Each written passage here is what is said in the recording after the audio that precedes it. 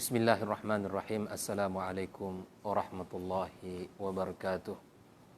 Innal hamdalillahi nahmaduhu wa nasta'inuhu wa nastaghfiruhu wa nastahdihi wa na'udzu billahi min shururi anfusina wa sayyiati a'malina. May yahdihillahu fala mudhillalah wa may yudlilhu fala hadiyalah. Asyhadu an la ilaha illallah wahdahu la syarikalah wa asyhadu anna Muhammadan abduhu wa rasuluhu alladzi la nabiyya ba'dah. Subhanaka la ilma lana illa ma 'allamtana innaka antal alimul hakim wa tub 'alaina innaka antat tawwabur rahim. Allahumma inna na'udzubika min jahdil bala wa darkis syaqa wa su'il akhlaq wa su'il qada wa syamatatil a'da. Allahumma inna na'udzubika minal barasi wal jununi wal juzam wa min sayyi'il asqam. La ilaha illa anta subhanaka inna kunna minadh zalimin. Amma ba'd, kaum muslimin, kaum muslimat, hadirin hadirat, al musyahidin wal musyahidat, hafizakumullahu wa ra'akum. Alhamdulillah, bersyukur kita kepada Allah Subhanahu wa taala yang selalu memberikan kepada kita kenikmatan karunia yang tak terhingga kepada kita. Mudah-mudahan kita bisa menggunakan nikmat tersebut pada kedekatan dan amal yang bisa menjadikan kita dicintai oleh Allah Subhanahu wa taala. Salawat dan salam kita sampaikan kepada junjungan alam Nabi besar Muhammad sallallahu alaihi wasallam, kepada keluarganya, kepada para sahabatnya, dan kepada seluruh kaum muslimin yang meniti jalan dan sunnahnya sampai hari kiamat kelak. Ma'asyiral hadirin wal hadirat, ikhwani wa akhwati fid din, hafizakumullah.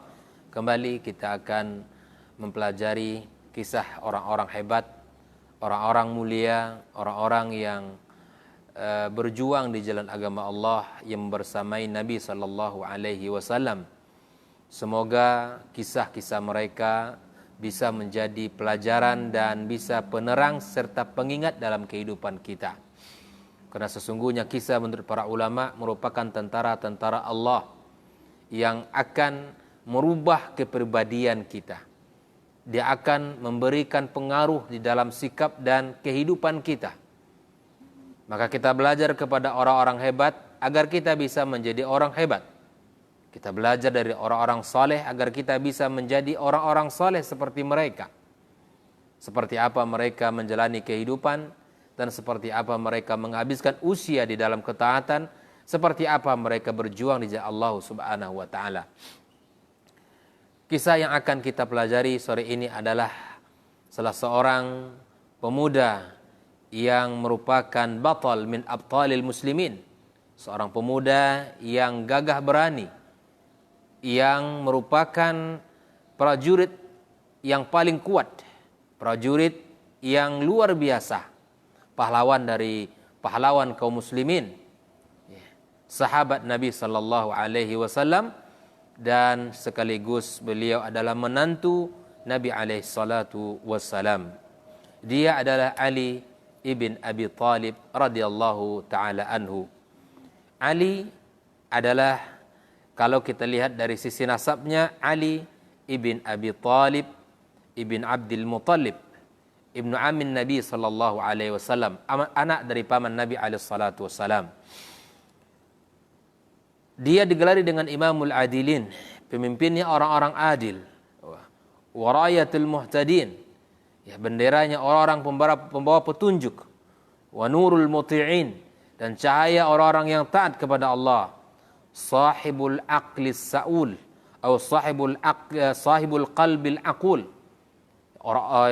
pemuda yang memiliki hati yang tajam, wal lisanis saul, dan lisan yang senantiasa bertanya tentang ilmu. Aqdamuhum imanan, orang yang paling dahulu beriman kepada Nabi sallallahu alaihi wasallam. Wa zauju Fatimah binti Muhammad alaihi salatu wassalam, dan dia merupakan suami daripada Fatimah, anak dari kekasih kita Muhammad sallallahu alaihi wasallam. Dari sisi nasab, beliau tentunya orang yang termasuk memiliki nasab yang ahli dan merupakan sepupu Nabi sallallahu alaihi wasallam dan merupakan ibnu amin Nabi sallallahu alaihi wasallam, anak pamannya. Ini merupakan keluarga dari Nabi sallallahu alaihi wasallam. Dan di samping sahabat, ada hubungannya sepupu, dia juga menantu bagi Nabi kita alaihi salatu wassalam. Maka kalau kita berbicara tentang keutamaan dan kelebihan Ali bin Abi Thalib, maka lisan kita tidak akan pernah habis berbicara tentang kebaikan-kebaikan sebagaimana yang telah ditulis oleh para ulama kita melalui riwayat-riwayat yang disampaikan Nabi sallallahu alaihi wasallam dan para sahabat-sahabat yang lainnya. Di antara perkataan Nabi alaihi salatu wassalam sebagaimana yang dikisahkan oleh Sa'ad ibn Abi Waqqas radhiyallahu taala anhu, anna Nabi sallallahu alaihi wasallam qala li Ali, Nabi menunjukkan sebuah ungkapan cinta dan kedudukan kepada Ali bin Abi Thalib. Qala anta minni, ya kamu itu dari saya, itu kedudukan kamu di sisi saya, kata Nabi SAW, bimanzilati Harun min Musa, seperti kedudukan Harun bagi Musa. Illa annahu la nabiyya ba'di. Namun karena setelah Nabi Muhammad sallallahu alaihi wasallam tidak ada nabi, maka tidak ada kedudukan nabi yang seperti mana Harun dan Musa. Ini menunjukkan ketinggian dan kecintaan Nabi sallallahu alaihi wasallam kepada Ali bin Abi Thalib, laki-laki yang berani, pemuda yang tampan, menantu dari Nabi sallallahu alaihi wasallam. Dan Ali bin Abi Thalib pernah berkata, laqad ahida ilayya an-nabi sallallahu alaihi wasallam an-nabiyul ummi qala annahu la yuhibbuka illa mu'min, wala yubghiduka illa munafik. Bahwa Nabi SAW pernah mengatakan, tidaklah yang mencintai Ali ibn Abi Thalib kecuali dia orang beriman. Dan mencintai Ali merupakan bagian dari iman. Dan tidak ada orang yang membenci Ali kecuali dia munafik. Dan membenci Ali adalah kemunafikan. Orang-orang yang mencintai Ali dan memuliakan Ali sebagaimana Nabi SAW anjurkan, maka di situ menunjukkan keimanan. Ada keimanan yang ada keimanan pada diri orang tersebut. Namun ketika ada orang yang membenci Ali, maka di situ ada kemunafikan di dalam hatinya. Kemudian Al-Habsyi ibn Junada qala sami'tu Rasul sallallahu alaihi wasallam yaqulu Aliyun minni wa ana min. Ini betapa Nabi menunjukkan kedekatan dirinya dengan Ali bin Abi Thalib, bahwa Ali bagian dari saya dan saya bagian darinya, menunjukkan kecintaan Nabi alaihi wasallam. Wala yuaddi anni illa Ali. Tidak ada yang bisa menunaikan, menggantikan dari dirinya kecuali Ali bin Abi Thalib. Ini kedudukan yang dicontohkan, yang disebutkan oleh Rasulullah SAW kepada Ali bin Abi Thalib. Kemudian Ibnu Umar berkata, qala Rasulullah sallallahu alaihi wasallam al-Hasan wal Husain sayyida syababi al-jannah. Cucunya Hasan dan Husain, anak daripada Ali, merupakan pemudanya ahli surga. Wa abuhuma khairu minhuma. Kalaulah Hasan dan Husain merupakan pemuka dari pemuda-pemuda penduduk surga, maka Nabi mengatakan wa abuhuma, maka bapaknya yaitu Ali lebih baik daripada mereka berdua. Ini kelebihan-kelebihan, keutamaan-keutamaan yang dimiliki oleh Ali bin Abi Thalib yang merupakan ungkapan Nabi sallallahu alaihi wasallam. Bahkan di dalam hadis hasan, sanadnya ya disahihkan, dihasankan oleh para ulama. Di dalam Sunan Ibnu Majah disebutkan Abdullah ibn Mas'ud berkata, Nabi sallallahu alaihi wasallam bersabda, "An-nadharu ila Ali ibadah." Melihat kepada Ali adalah merupakan ibadah.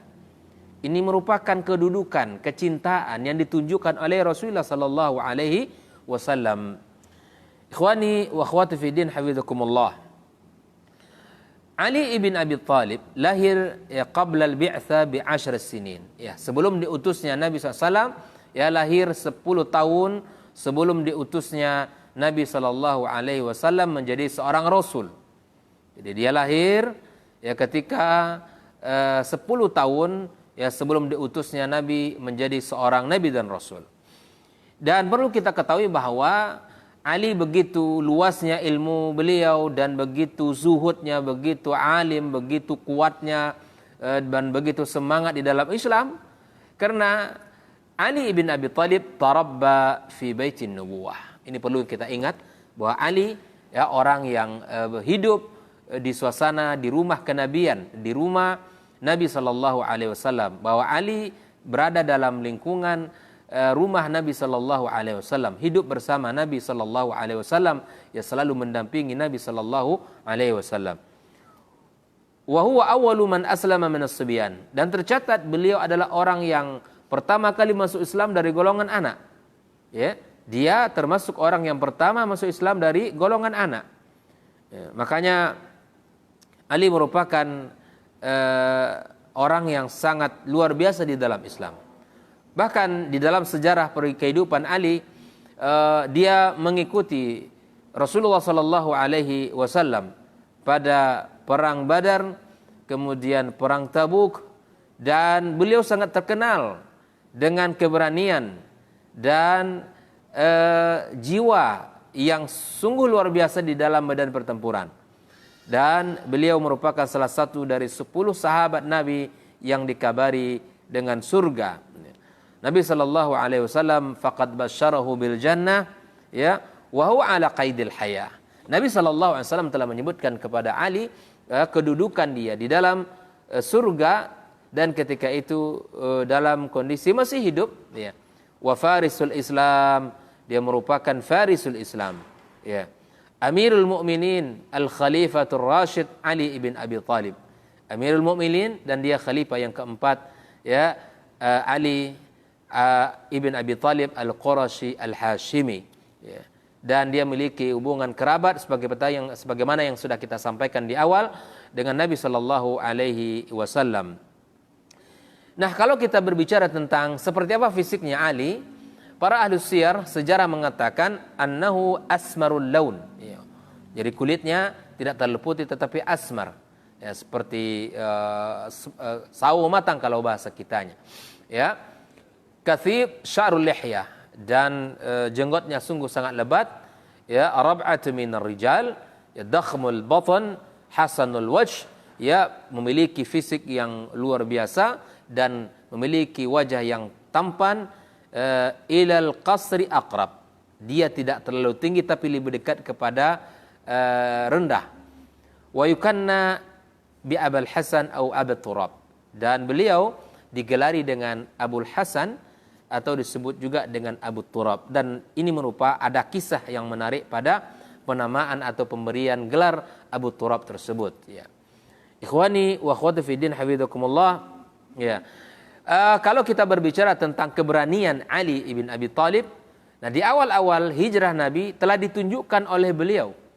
Ketika Nabi sallallahu alaihi wasallam berangkat menuju Madinah dalam rangka hijrah, maka beliau menjadi orang yang siap untuk menggantikan Nabi sallallahu alaihi wasallam di kasurnya. Ya. Ini menunjukkan keberanian yang sungguh luar biasa. Dan coba lihat bagaimana dia telah memperjuangkan agama ini. Sejak awal daripada perjuangan ini telah menjadi orang terdepan di dalam berkorban. Ya.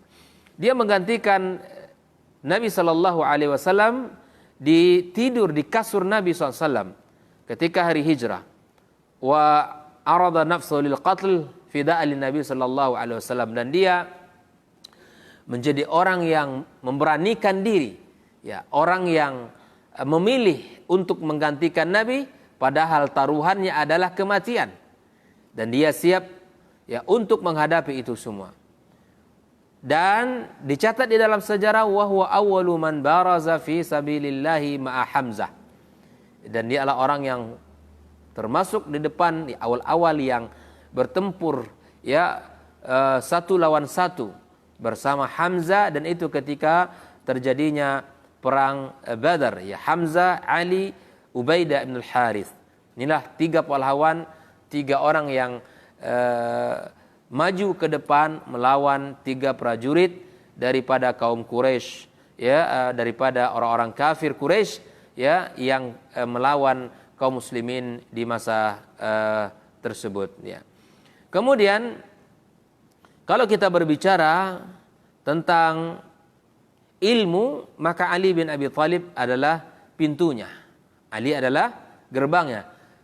Dan ini pernah sebuah kisah yang menarik ketika di zaman Umar, ya, Ali bin Abi Thalib memberikan sebuah fatwa kepada Amirul Mukminin tentang keilmuan yang dalam, di mana seorang ibu, ya, seorang yang datang kepada Umar membawa anak kecilnya, dan di mana beliau diminta untuk merajamnya. Maka Ali mengatakan, ya Amirul Mukminin, alam tasma' ila qaulillahi ta'ala, dan memberikan sebuah ilmu, wa hamluhu wa fisaluhu 30 syahra. Hamil dan menyusui adalah 30 bulan.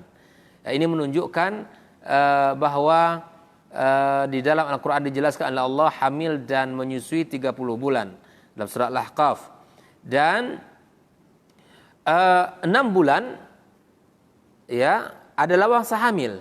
Karena dalam ayat lain Allah katakan wal walidatu yurdi'na auladahunna haulaini kamilan, bahwa anak perempuan-perempuan yang melahirkan hendaklah dia menyusui anaknya selama 2 tahun. Maka Ali menggabungkan 2 ayat ini, hamil 6 bulan, kemudian masa menyusui 2 tahun. 24 bulan, ya, tambah dengan 6, maka jumlahnya 30 bulan. Inilah kefakihan Ali, karena suami daripada ibu ini tidak percaya kalau itu adalah anaknya. Karena setelah hamil 6 bulan anak ini lahir. Dan akhirnya ibu ini diminta untuk dirajam. Kemudian Ali datang menyelesaikan masalah ini, bahwa di dalam Al-Quran disebutkan bahwa ada 3 fase menyusui dan hamil adalah 30 bulan. Dan ada ayat khusus yang menjelaskan tentang menyusui 2 tahun, maka digabungkan ayat tersebut sehingga dipahamilah hamil paling sedikitnya adalah 6 bulan. Dan kemudian wanita ini selamat dari ancaman rajam yang ketika itu ditujukan kepadanya. Kalau kita berbicara tentang keberanian, maka Ali bin Abi Thalib adalah sahabat yang luar biasa dari sisi keberaniannya. Kalau kita berbicara tentang ilmu, maka Ali adalah pintunya. Dan kalau kita berbicara tentang waraknya Ali bin Abi Thalib, maka pernah ada suatu ketika, ya, dari tarikh Dimash disebutkan dari hadis Abi Amr ibn al-Ala, dari bapaknya berkata, khataba Aliyun, maka Ali menyampaikan khutbah, menyampaikan sebuah kajian, ceramah. Maka faqala ayyuhan nas, ya, maka Ali berkata, wahai manusia, wallahi alladzi la ilaha illahu, demi Allah yang tidak ada zat yang patut disembah kecuali Dia, ma akhadtu min malikum illa qalilan wala katsiran illa hadhihi, sungguh aku tidak ambil harta kalian, ya, sedikit atau banyak kecuali ini. Dia menunjukkan wa akhraja qarurata min qamisihi fiha tib. Kalau kemudian dia mengeluarkan dari sakunya sebuah botol yang diisi oleh minyak wangi. Faqala ahdaha ilayya ad-duhqan. Artinya bahwa Ali sangat wara, sangat wara di dalam kehidupannya. Dia tidak mengambil walaupun ada haknya dari harta kaum muslimin, namun dia tidak mengambil jatah tersebut kecuali, ya, apa yang Allah takdirkan untuknya. Ikhwani wa akhwati fiddin hafizakumullah. Kemudian kalau kita berbicara tentang nasihat-nasihat Ali ibn Abi Talib, maka sungguh sangat banyak yang bisa ditulis oleh para ulama sehingga menjadikan sebuah nasihat yang mahal di dalam kehidupan kita. Di antara ucapan beliau adalah yang sangat agung, laisal khair ayyaksura maluka wa waladuk. Bukanlah dari kebaikan, sebuah kebaikan di mana kita menumpuk harta, di mana kita berbangga dengan banyak anak kita. Bukan sebuah kebaikan. Kalau kita tahu, kata beliau, walakinnal khair, sesungguhnya kebaikan itu adalah ayaksura ilmuk wa ya'zum hilmuk. Dan ketika ilmumu banyak dan ketika hilmu, ini merupakan sifat halimmu besar, ya. Wa antubahin nasa bi'ibadati rabbik, dan engkau dahului manusia, kamu jadikan dirimu di dalam beribadah kepada Allah Azza wa Jalla. Fa in ahsanta hamidallah, jika engkau baik maka pujilah Allah. Wa in asa'ta istaghfirillah, jika engkau berbuat buruk maka minta ampunlah kepada Allah Azza wa Jalla. Di antara nasihat agung beliau adalah khudhuhunna anni, ambillah 5 perkara dariku. Kata beliau, la yarju abdun illa rabbah, tidaklah seseorang mengharap kecuali Rabbnya saja. Ini sangat butuh kita bagi kehidupan kita di akhir zaman seperti ini. Nasihat Ali ini, janganlah kalian mengharap kecuali kepada Rabbmu. Janganlah kalian berharap kecuali kepada Tuhanmu, kepada Allah Azza wa Jalla. Di saat-saat sulit seperti ini kita perlu mengharap kepada Allah sebanyak-banyaknya, perlu berdoa kepada Allah sebanyak-banyaknya. Wala yakhafu illa dzambah, dan tidaklah yang ditakutkan oleh dirinya kecuali dosa-dosanya. Maka mukmin yang baik, dia selalu takut atas dosanya. Mukmin yang baik selalu khawatir atas dirinya dari kemaksiatan. Wala yastahi jahilun ayas'ala amma la ya'lam. Yang ketiga, janganlah malu orang-orang yang tidak berilmu untuk bertanya. Ya, janganlah malu orang-orang yang tidak berilmu untuk bertanya tentang apa yang belum dia ketahui. Wala, yang keempat, wala yastahi alim idza su'ila amma la ya'lam ayyakula Allahu a'lam. Janganlah seorang ahli ilmu ketika dia ditanya dan dia tidak tahu, janganlah malu mengatakan saya tidak tahu. Ya, artinya ketika ditanya di dalam sebuah perkara agama dan dia tidak tahu jawaban, maka katakan tidak tahu. Wasabru minal iman, dan kesabaran adalah bagian daripada iman. Bimanzilatir ra'si minal jasad, ya, kesabaran itu bagaikan kepala bagi tubuh. Wala imana liman la sabra lahu, tidak ada keimanan bagi orang yang tidak memiliki kesabaran. Di saat-saat sulit seperti ini maka kita membutuhkan kesabaran dalam hidup kita. Karena kesabaran cerminan dari keimanan. Sampai Ali mengatakan tidak ada iman seseorang kalau dia tidak memiliki kesabaran. Sesulit apapun hidup kita maka perlu kesabaran. Sesusah apapun kondisi kita maka perlu sabar. Seberat apapun ujian kita maka kita perlu sabar di dalam menghadapinya. Ikhwani wa akhwati fiddin hafizakumullah. Maka ketika ditanya kepada Ali, wahai Amirul Mukminin, nasihatilah kami tentang dunia ini. Maka kemudian dia mengatakan di antara nasihat beliau tentang dunia adalah halaluhal hisab wa haramuhal iqab. Halalnya saja di dunia ini perlu pertanggungjawaban di sisi Allah Azza wa Jalla. Halalnya saja, apa yang kita dapatkan dari yang halal itu diminta pertanggungjawaban oleh Allah Azza wa Jalla. Jangan kita semena-mena untuk mengambil hak orang lain. Ya, yang halal saja yang Anda dapatkan dari rezeki Allah itu akan ada pertanggungjawabannya. Wa haramuha iqab, dan yang haram tentunya akan dekat kepada hukuman Allah Azza wa Jalla. Maka beliau sangat wara' dan berhati-hati di dunia. Dia mengingatkan kita agar yang halal ini diuntukkan kepada perkara-perkara yang baik, ya, yang haram segera kita tinggalkan sehingga kita menjadi orang-orang yang selamat dari pertanggungjawaban dan dari beratnya nanti timbangan buruk di hari kiamat kelak. Di antara ungkapan nasihat beliau adalah jazaul maksiati al-wahnu fil ibadah. Dampak daripada maksiat itu kita lemah di dalam beribadah. Ya, dampak daripada maksiat kita akan lemah dari sisi ibadah. Tidak akan ada semangat, tidak akan memiliki kesungguhan. Ketahuilah wahai saudaraku, ketika kita lemah di dalam beribadah kepada Allah, itu adalah dampak buruk daripada maksiat yang kita lakukan.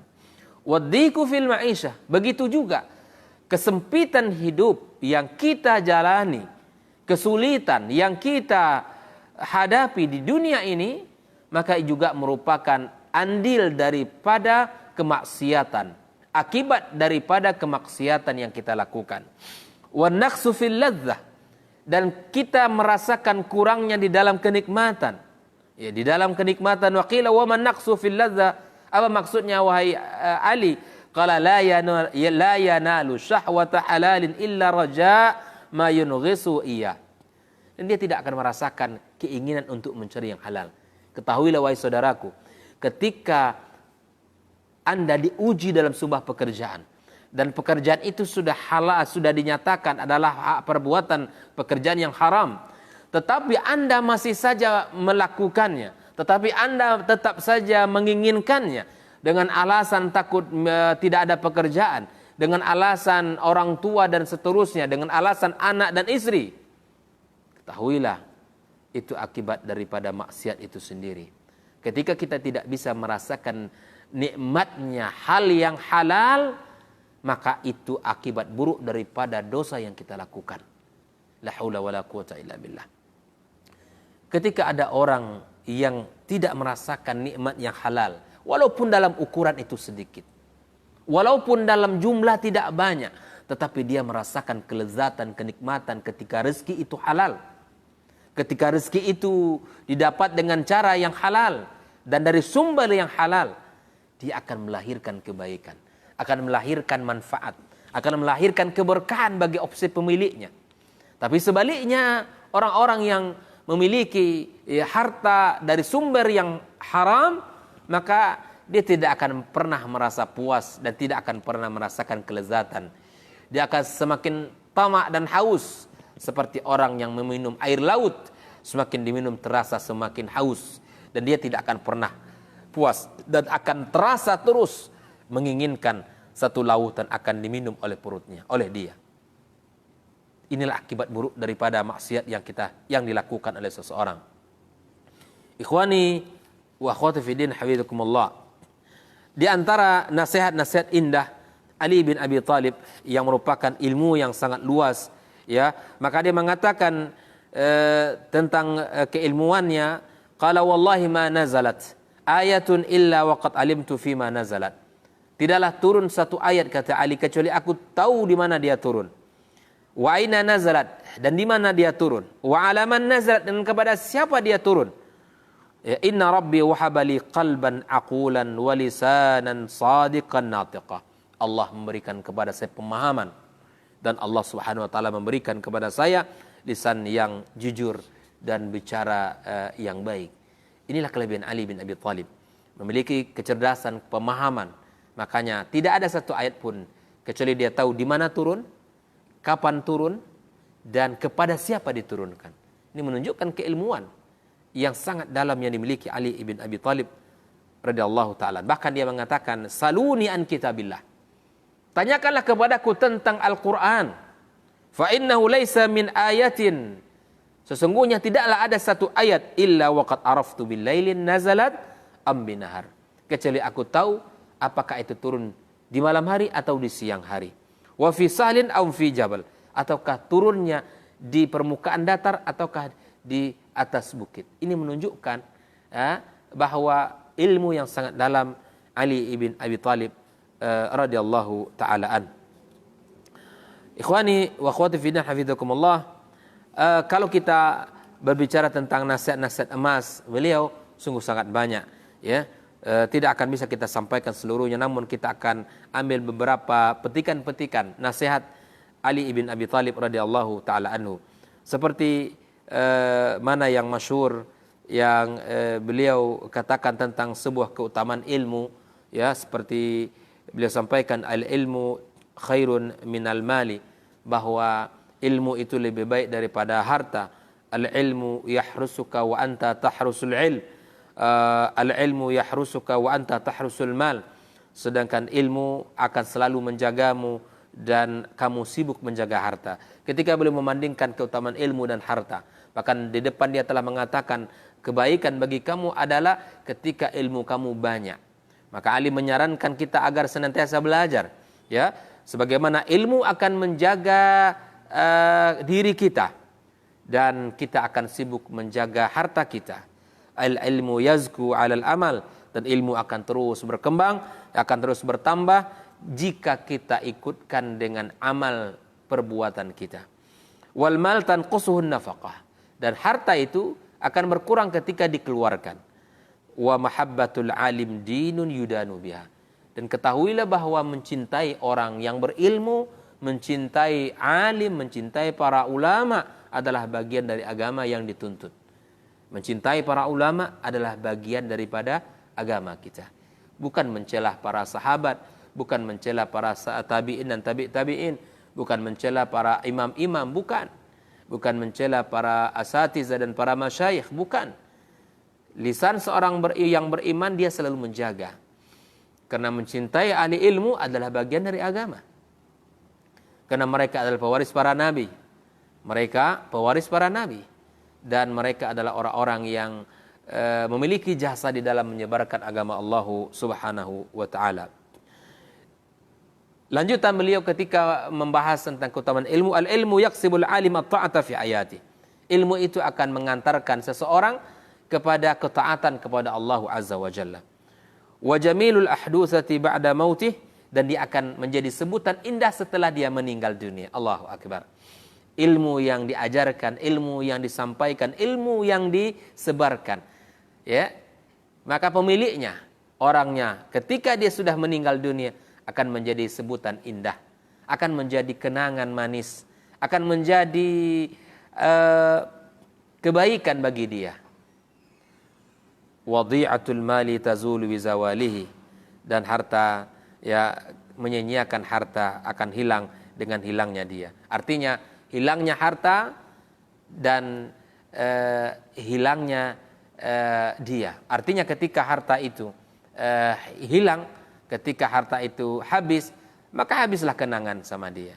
Oleh itu mari kita semangati diri kita bersama dengan menuntut ilmu, sebagaimana kita dinasihati Ali ibn Abi Thalib agar kita menjadi orang-orang yang berusaha senantiasa berilmu, ya, di dalam agama kita. Mata khuzanul amali wa hum ahya, para penjaga harta, ya, para pemilik harta telah meninggal dunia sedangkan mereka sudah mati, sedangkan mereka sudah masih hidup. Mata khuzanul amwali wa hum ahya, ya, mereka ini sudah meninggal, ya, mata meninggal khuzanul amwal wa hum ahya, tetapi masih hidup, mereka tidak diingat dan dikenang. Wal ulama baquna ma baqiyad dahar, sedangkan para ulama, ya, senantiasa hidup selama atau sepanjang dunia ini ada. A'yanuhum mafqudah, jiwa mereka sudah tidak ada. Wa amthaluhum fil qulubi mawjudah, jiwa-jiwa mereka, kenang-kenangan mereka, ya, kebaikan mereka akan tetap selalu ada di hati, ya. Inha huna wa asyara biyadihi ila sadri ilman, kemudian dia menunjukkan di dalam ke dadanya sebuah ilmu, ya. Law asabtu lahu hamlatan bala asabtuhu laqnan ghairu ma'munin alai. Artinya bahwa ini akan menjadi sebuah kenyamanan, kebaikan baginya. Ikhwani wa akhwati fi din, hafizakumullah, ya, masih dalam kelanjutan nasihat-nasihat beliau di dalam banyak kebaikan-kebaikan untuk kita. Wa qala rahimallahu taala, di dalam nasihat yang lain, asyaddul a'mali thalathatun, ya, bahwa amal yang paling berat itu ada 3. I'ta'ul haqqi min nafsik, memberikan sebuah kebenaran dari dirimu. Wa dzikrillahi ta'ala ala kulli hal, yaitu mengingat Allah dalam setiap kondisi. Wa muwasatul akhi bil mal, dan menghibur saudaranya dengan harta. Kita lihat ada 3 amal yang berat, kata Ali, yaitu kita memberikan hak sebuah kebenaran dari diri kita. Ya, ketika kita dihadapkan kepada sebuah kondisi, maka kita harus bisa berlaku adil. Ya, kita harus bisa berbuat adil dan menunjukkan kebenaran tersebut. Yang kedua adalah mengingat Allah Subhanahu wa taala dalam setiap kondisi dan keadaan kita. Dan ketiga adalah menghibur saudara-saudara kita dengan harta. Maka menghibur saudara dengan harta, walaupun dalam kondisi sulit, kita juga sulit, maka ini merupakan sebuah ibadah. Bahkan Nabi SAW mengatakan, Wallahu fi aunil abdi, madamal abdu fi auni akhihi. Allah akan senantiasa menolong hambanya, selama hamba tersebut menolong saudara dan ikhwannya. Ikhwani wa akhwati fi din hafizakumullah. Ali bin Abi Thalib adalah orang yang sangat luar biasa dan mendapatkan banyak kebaikan-kebaikan di dalam Islam, bahkan mendapatkan keutamaan-keutamaan yang sungguh sangat luar biasa di dalam perjalanan dakwahnya.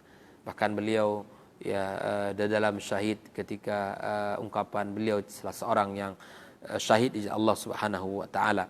Ya, walaupun Ali mendapat tempat di satu kaum yang tidak adil kepada yang lainnya, kepada sahabat-sahabat yang lainnya, maka saya ingatkan kepada saudara-saudara seiman seakidah agar kita munsif, agar kita berlaku adil, berlaku bijak di dalam memberikan pujian-pujian kepada Ali bin Abi Thalib, sebagaimana Nabi juga memberikan pujian kepada Ali.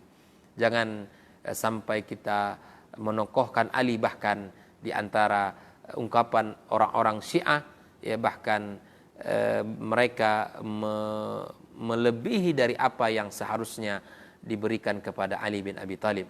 Bahkan keyakinan orang-orang Syiah terhadap Ali, ya, bahwa Jibril pun salah memberikan wahyu, menyampaikan wahyu kepada Muhammad sallallahu alaihi wasallam. Ini perkara yang hulu, perkara yang berlebih, perkara yang menyalahi agama kita. Ali adalah sahabat Nabi sallallahu alaihi wasallam. Dia adalah menantunya dan dia adalah orang yang kuat imannya, yang masuk Islam di awal-awal perjuangan dakwah Nabi kita sallallahu alaihi wasallam. Wa jazahu 'anil Islam wal muslimin khairul jaza. Semoga Allah Subhanahu wa taala memberikan kepada Ali balasan yang luar biasa.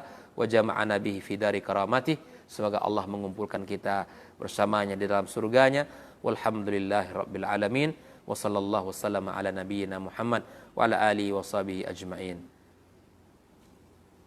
Ikhwani, ada beberapa ada pertanyaan yang bisa kita baca. Pertama, Assalamualaikum Ustaz. Waalaikumsalam warahmatullahi wabarakatuh. Bagaimana menasihati orang tua yang sudah tahu banyak ilmu dan sudah mengenal sunnah, akan tetapi beliau sering meninggalkan amalan-amalan saleh di bulan Ramadan ini, khususnya membaca Al-Quranul Karim. Bagaimana menasihatinya?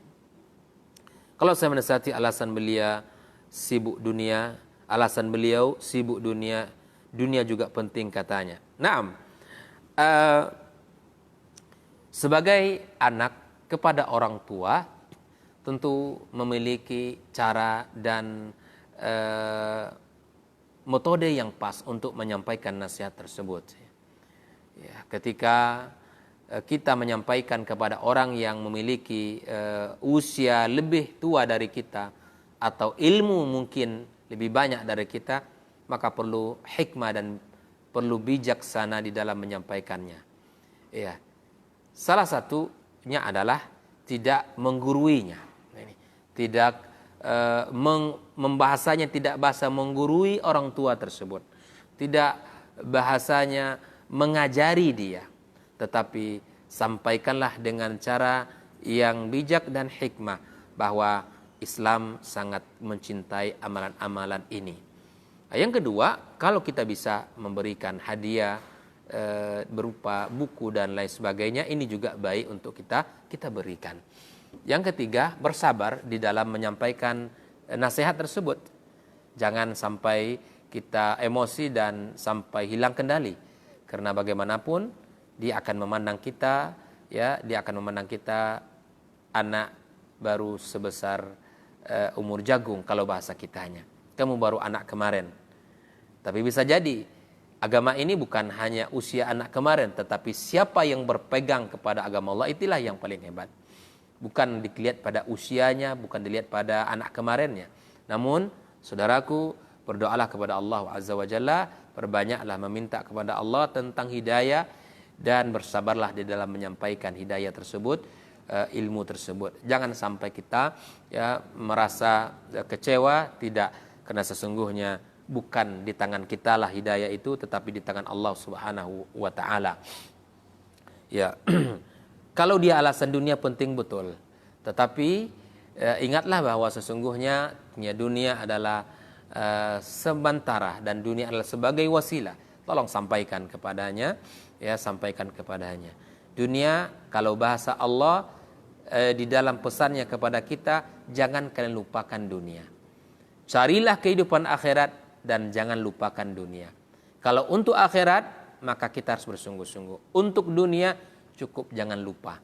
Ya, yang terpenting di dunia, kita bisa ibadah, punya tempat dan punya kecukupan dalam hidup. Itu yang terpenting. Bukan menumpuk harta, namun kita lalai daripada akhirat kita. Wallahu ta'ala alam bissawab.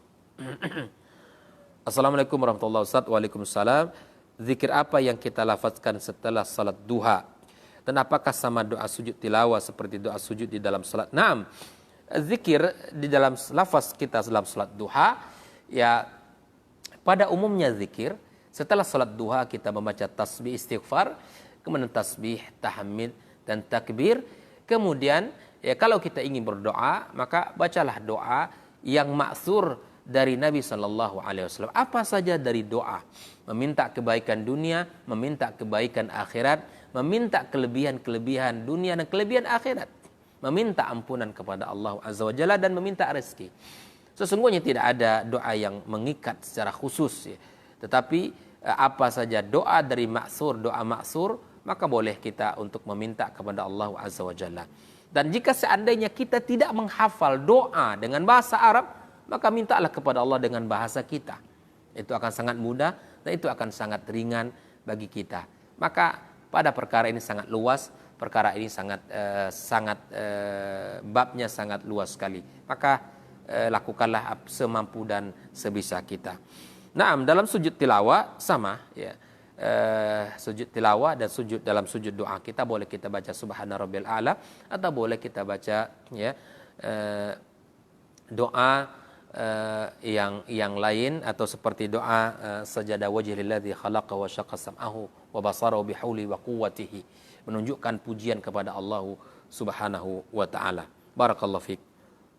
Ana bekerja sama bos kafir, tapi mereka tidak melarang ana beribadah, segala ibadah mereka izinkan. Gimana dengan gaji yang ana terima? Adapun gaji yang anda terima, hukum asalnya boleh saja bekerja dengan siapapun, namun terkait dengan gaji, ini terkait dengan pekerjaan anda. Kalau pekerjaan jenis pekerjaannya halal, maka gaji anda terima adalah halal. Tapi kalau seandainya pekerjaan yang anda lakoni, yang anda tekuni di situ adalah pekerjaan yang haram, ya, maka tentu hasil dari sebuah pekerjaan yang haram itu adalah haram. Namun jika pekerjaannya adalah halal, contoh anda menjaga toko, ya anda menjaga sebuah gudang yang dipercayakan di situ dan seterusnya, menjaga kebun dan lain sebagainya, maka ini diperbolehkan. Maka rezeki yang anda terima insyaallah termasuk kepada rezeki yang halal. Wallahu taala alam bissawab. Assalamualaikum Ustaz. Waalaikumsalam. Bolehkah memutihkan gigi dengan pengobatan alternatif? Apakah ini termasuk merubah ciptaan Allah? Terima kasih Ustaz. Munisa di Cipta Karya. Barakallahu fik ukhti An-Nisa. Naam, boleh saja kita memutihkan gigi karena untuk menjaga kebersihannya, ya. Bukan menjaga, bukan merubah bentuk dan posisinya. Ya, boleh saja dengan alasan kebersihan, dengan alasan keindahan, karena sesungguhnya kita disuruh Allah Subhanahu wa taala untuk memperindah dan mempercantik diri, khususnya seorang wanita yang itu diberikan kepada suaminya, dan tidak tergolong kepada perkara-perkara yang ma'zur atau perkara-perkara yang mahzur dalam agama kita insyaallah taala. Barakallahu fiik. Apakah tukang bekam boleh mengambil upah dan bolehkah mencas HP di masjid? Ini perkara tentu yang pertama, bolehkah bekam mengambil upah? Allah taala bersabda dalam hal ini, Kalau memang itu adalah sebuah hal yang sudah diketahui dan itu merupakan bagian dari pekerjaan, kan insya Allah tidak ada dan tidak ada masalah mengambil upah.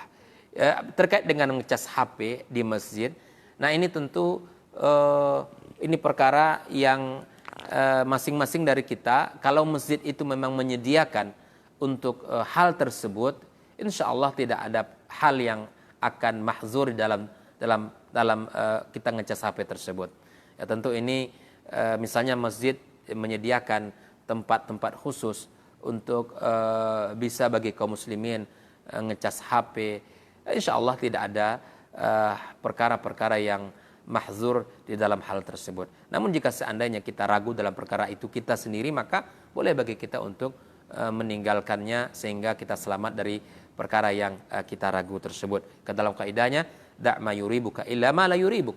Perkara ini tinggalkan perkara yang mana kita ragu di dalamnya. Wallahu ta'ala bisawab. Pertanyaan berikutnya, apakah ada pahala menyimak kajian online? Karena istri saya selalu menyimak kajian salah satu ustadz kita, Ustadz Syafiq Reza, tak mau dengar kajian ustadz yang lain. Saya khawatir kalau dia terpikat dengan ustadznya, bukan dengan kajiannya. Mohon nasihatnya Ustadz. Akhi fillah, semoga Allah berikan kepada keluarganya keharmonisan dan keselamatan serta keberkahan di dalam kehidupannya. Naam, selama dia yang didengarkan, selama yang dipelajari adalah ilmu, insya Allah akan mendapatkan kebaikan dan keberkahan. Selama apa yang dia tonton itu adalah kebaikan, selama yang didengarkan adalah firman Allah dan hadis Nabi serta nasihat para ulama. Ya, adapun terkait kenapa hanya satu ustadz, maka ini juga perlu ditanyakan secara hati ke hati oleh suaminya, gitu ya. Tentu ini perlu cara dan perlu kita menyampaikan dengan cara yang baik. Ya, padahal ya sesungguhnya ilmu itu tidak hanya pada salah seorang ustadz, itu sudah pasti. Yang kedua, dan dia tidak ada jaminan kebenaran, ya pasti dari setiap manusia pasti ada salah dan khilafnya, ya termasuk saya dan seluruh kaum muslimin, siapapun yang menyampaikan kebenaran pasti ada salaf dan khilafnya, khilaf dan salahnya. Maka ini hal yang wajar, ya. Namun kalau kita menokohkan satu ustadz yang tidak mau menerima nasihat dari ustadz-ustadz yang lain, nah ini tentu perlu kita tanyakan secara hati ke hati kepada keluarga kita. Kalau dia mengatakan penyampaiannya bagus dan jelas, mungkin itu adalah hal yang bisa menjadikan dia tertarik. Itu hal yang wajar, ya, hal yang wajar.